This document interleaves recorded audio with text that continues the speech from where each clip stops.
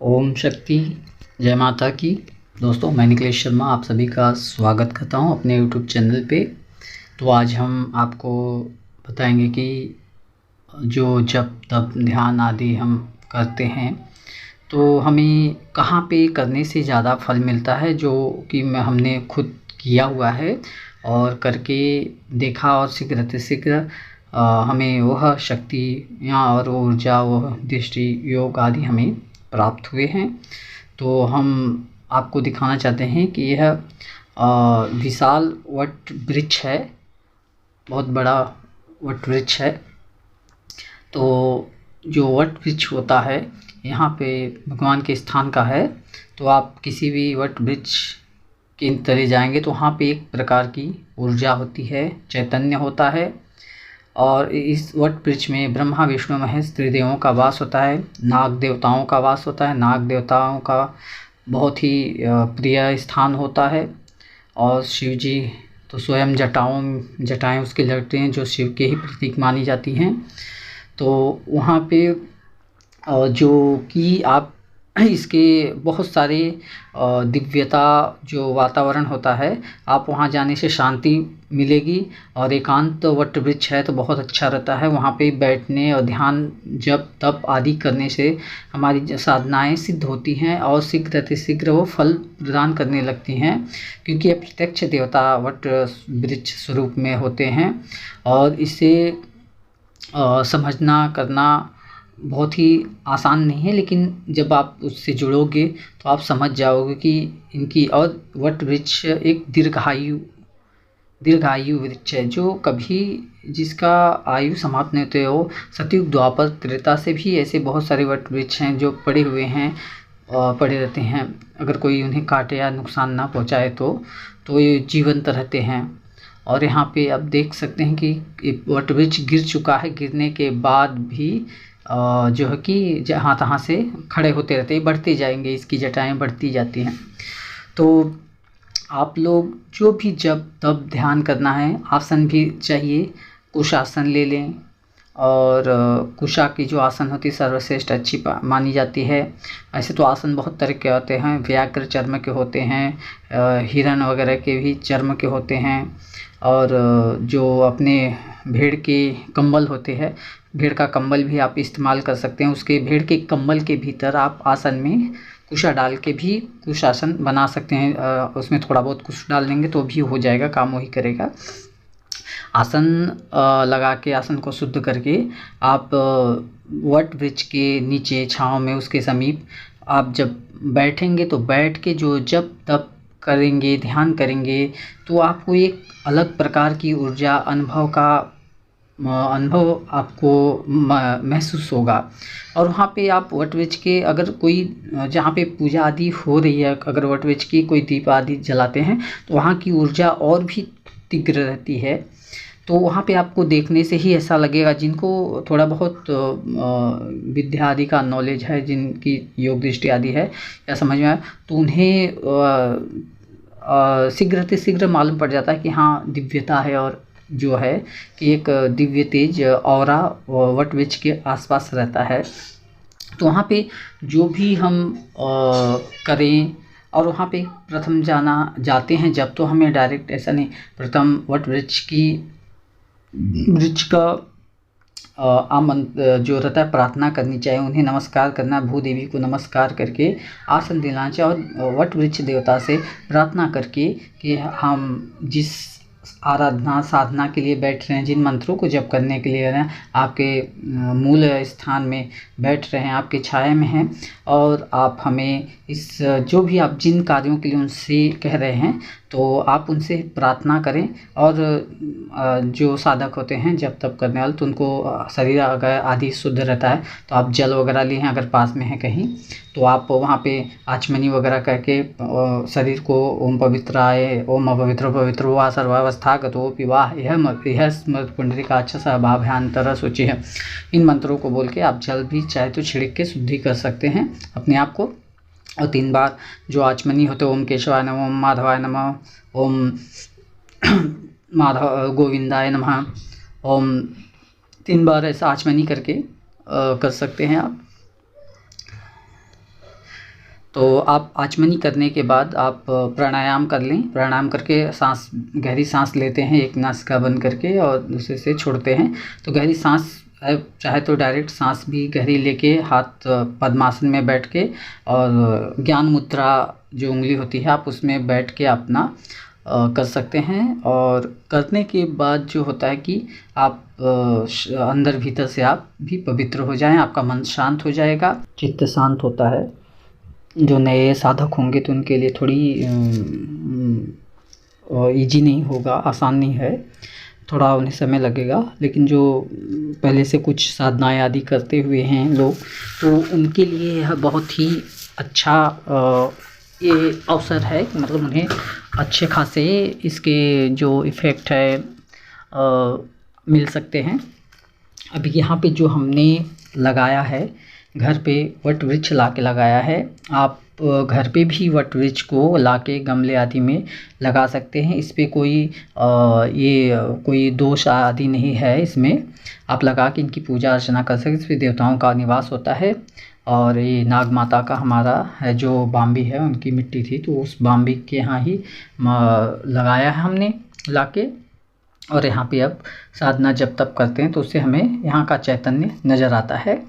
और जो होता है कि पीपल होता है, पीपल घर पे नहीं लगाते, क्योंकि पीपल में अलग अलग दिनों और दिनों के हिसाब से अलग अलग देवी देवताओं का वास होता है। और पीपल का वृक्ष घर में वास्तुशास्त्र आदि के हिसाब से शायद नहीं लगाया जाता है। लेकिन वट वृक्ष को आप वट वृक्ष भी नहीं लगाते घर पे, क्योंकि वो उसकी जो विशाल जड़ें होती हैं वो घर के फाउंडेशन आदि को नुकसान पहुंचाती हैं, तोड़ने लगती हैं। तो इसलिए वट वृक्ष घर में नहीं लगते। लेकिन घर में आप गमले आदि में लगा के छोटा सा आंगन वगैरह में कहीं भी रख के आप साधना कर सकते हैं। पूजा घर में भी उसे बाहर रखें, जब साधना करनी तो उसे ला के अंदर भी रख सकते हो, ऐसा भी कर सकते हैं।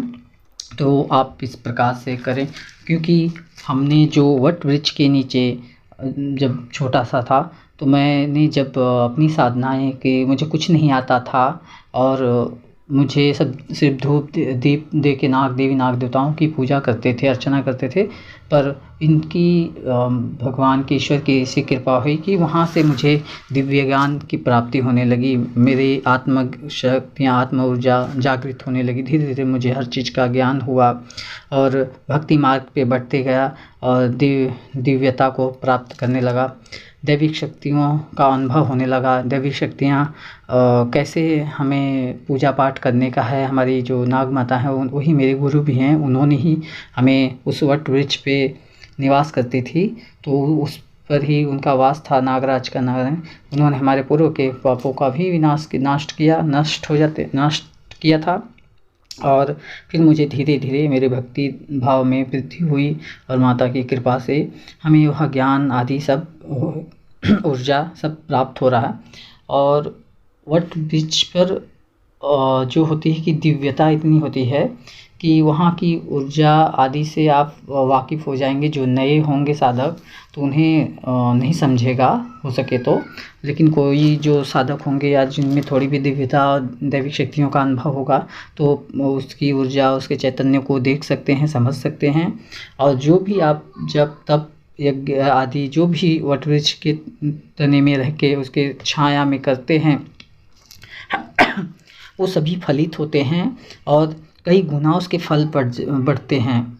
और कई गुना फल बढ़ने के बाद आप जिन मंत्रों का, जिन ईश्वर का ध्यान करते हैं, क्योंकि वट वृक्ष के नीचे कई देवी देवताओं का निवास माना गया है। एक ही देवी देवता या कोई ऐसे नहीं है कि वो हैं। विशाल विश्वकर्मा भगवान का भी वट वृक्ष के नीचे निवास होता है।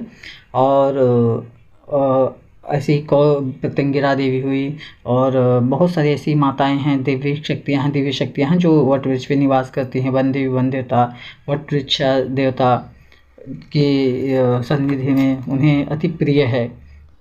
तो जो कि हमने लगा के तो रखा है यहाँ पे और करते हैं, उसकी अनुभव ही हमें आते हैं। घर पे भी लगा दिया हमने लाके, क्योंकि जहाँ मूल स्थान था माता का तो वहाँ से निकल गया प्रतिमा, वहाँ पे नहीं करते हैं, अभी जाने को नहीं है, माता वहाँ से चली आई हैं।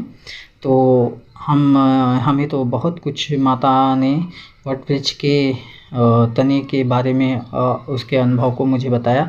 वट वृक्ष की जो परिक्रमा करते हैं, परिक्रमा से पूर्व जन्म के कई जन्मों के पाप मिटने लगते हैं।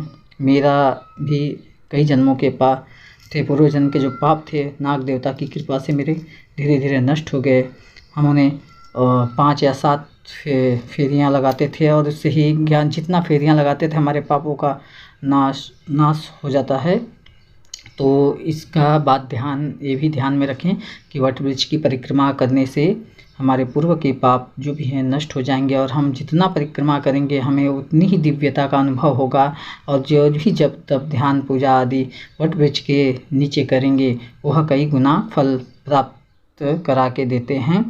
आप घर में करोगे तो उतना नहीं मिलेगा, मंदिर में भी करोगे तो, शक्तिपीठों में भी करोगे तो उतना नहीं मिलेगा जितना वट वृक्ष के नीचे हमें मिल जाता है, क्योंकि उसमें प्रत्यक्ष देवता चैतन्य स्वरूप में होते हैं। कई देवी देवताओं का निवास होता है, उन्हें अति प्रिय होता है और वहाँ पे वो निवास करते हैं। और निवास स्थान पे जो भोग आदि उनकी पूजा अर्चना या होती है, सेवाएं होती हैं वट वृक्ष देवता के तने पे, तो वट वृक्ष देवता भी प्रसन्न होते हैं।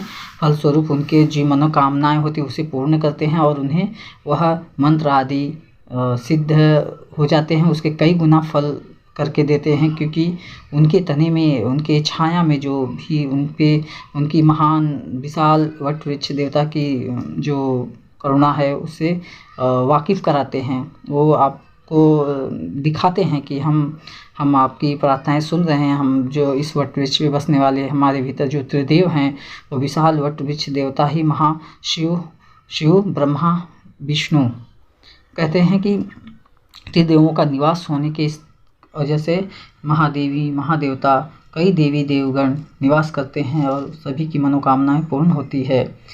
पीपल के वट वृक्ष पे समय अनुसार देवी देवताओं का अलग अलग दिन के हिसाब से रहता है। उस पर भेद भूत प्रेत पिशाच बैताल भी निवास करते हैं, पर वट वृक्ष पे बहुत कम ही कोई ऐसा वट वृक्ष होगा जिस पे बैताल भूत प्रेत आदि बैठते होंगे, नहीं तो ज़्यादातर करके वट वृक्ष पे देवताओं का ही निवास होता है। जिस वट वृक्ष की पूजा होने लगती है वहाँ देवताओं के अलावा कोई दुष्ट शक्तियाँ, क्षुद्र शक्तियाँ नहीं निवास कर सकती। और हमने इसका अनुभव किया है और देखा भी है।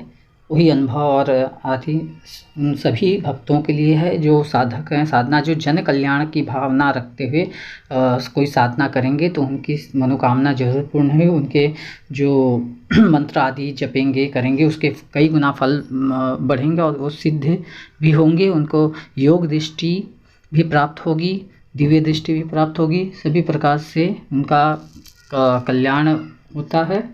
और यहाँ पे हम इतना ही कहना चाहेंगे, अगर कोई आपको इसके बारे में अगर कोई जानकारी चाहिए कि कुछ है तो आप हमें मैसेज कर सकते हैं और आप मैसेज करके हमसे पूछ सकते हैं किसी बारे में जानकारी यदि चाहिए। तो ये हमारी नाग माता हैं, इनकी कृपा से हमें ज्ञान तत्व हासिल हुआ वट वृक्ष के नीचे, और वट वृक्ष पे ही उनका निवास था। तो माता हमारे घर पे आई हैं और यहाँ पे ही वट वृक्ष आदि हम लगा दिए हैं।